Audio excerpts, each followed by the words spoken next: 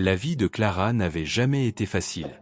Chaque matin, elle traversait les couloirs du bâtiment où elle travaillait, les mains chargées de seaux et de chiffons, tout en portant sur ses épaules une invisibilité écrasante. Les autres la considéraient juste la femme de ménage, incapable de comprendre qu'au fond de son silence et de sa solitude se cachait une conscience aiguë et une volonté silencieuse de changement. Chaque geste quotidien, passer la serpillière, nettoyer les bureaux, organiser les salles de réunion avait pris une signification nouvelle. Clara observait, mémorisait et réfléchissait. Elle commença à écrire ses pensées chaque soir, frustration, petites injustices, observation du comportement humain. Petit à petit, ces pages sont devenues le terrain d'entraînement de son esprit, un espace où la patience et la stratégie se construisaient comme une forteresse invisible.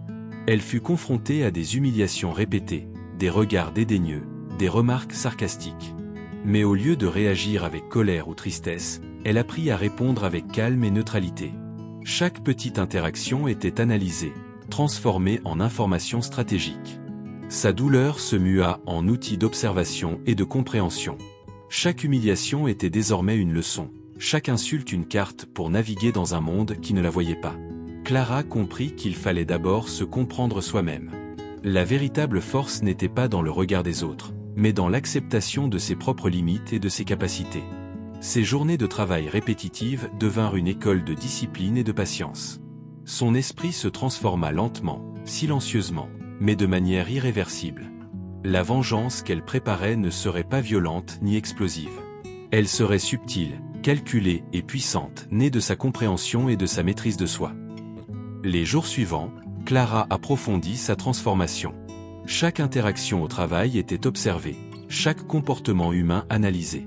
Les collègues commençaient à remarquer sa posture différente, mais sans comprendre l'ampleur de sa métamorphose. La patience devint son allié, et chaque observation minutieuse une pièce de stratégie silencieuse. Elle organisa mentalement les informations recueillies, qui dépendaient de qui, quelles décisions étaient prises sans qu'on y prête attention, quels documents disparaissaient mystérieusement.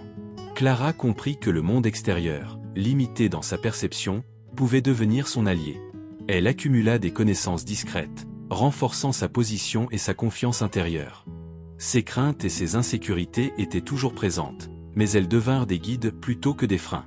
Chaque peur indiquait un domaine à surveiller, chaque doute était une opportunité de se renforcer.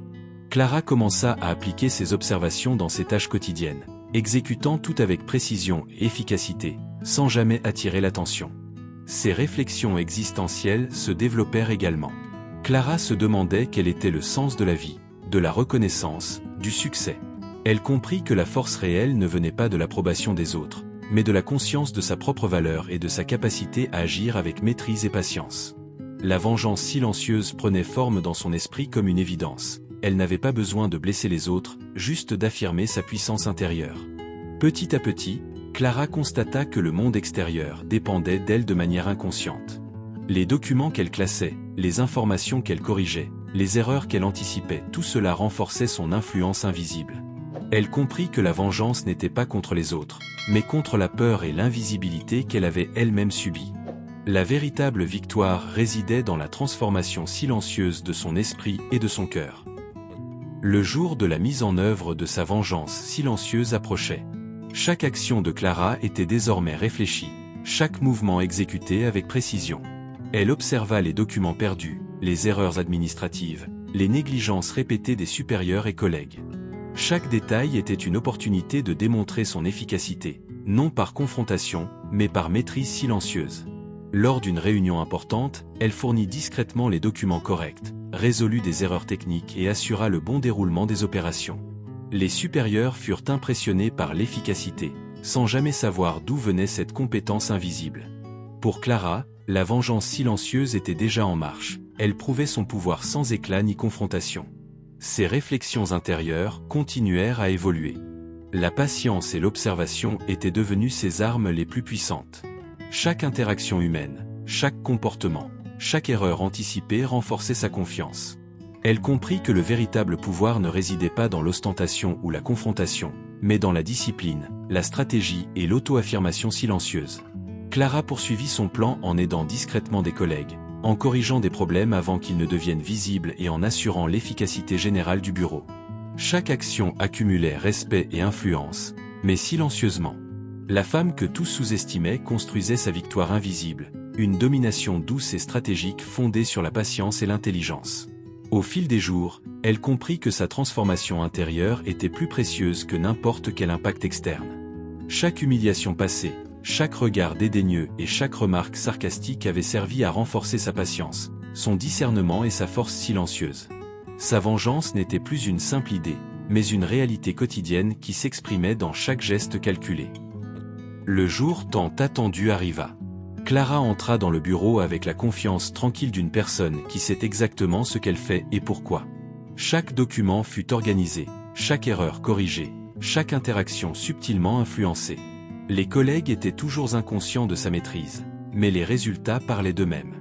La réunion critique se déroula sans accroc, chaque processus administratif fonctionna parfaitement, et personne ne comprit que la force derrière cette efficacité était la femme de ménage qu'ils avaient méprisée. Clara réalisa alors que sa vengeance silencieuse n'était pas seulement externe, elle venait de son intérieur. La femme qui un jour avait été invisible avait maintenant le contrôle total de son environnement, de ses émotions et de ses réactions. Elle n'avait pas besoin de reconnaissance publique. Sa victoire résidait dans le contrôle de soi, la patience et la maîtrise de ses propres peurs. En continuant ses tâches, Clara observa les résultats de son action, collègues dépendants de ses compétences, supérieurs surpris par la perfection des opérations, et une influence silencieuse qui s'étendait sans qu'elle n'ait à l'affirmer. Chaque geste, chaque détail exécuté avec soin était une preuve que sa force existait et que sa valeur ne pouvait plus être ignorée. Ce soir-là, en rentrant chez elle, Clara sourit.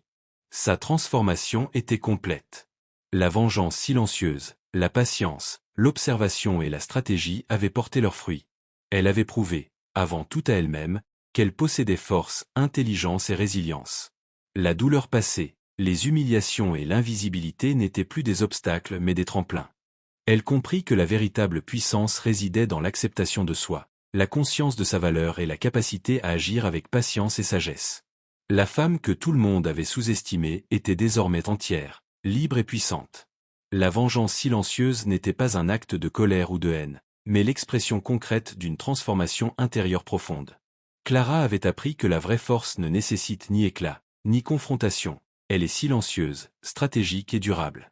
Les humiliations passées étaient devenues les fondations de sa résilience.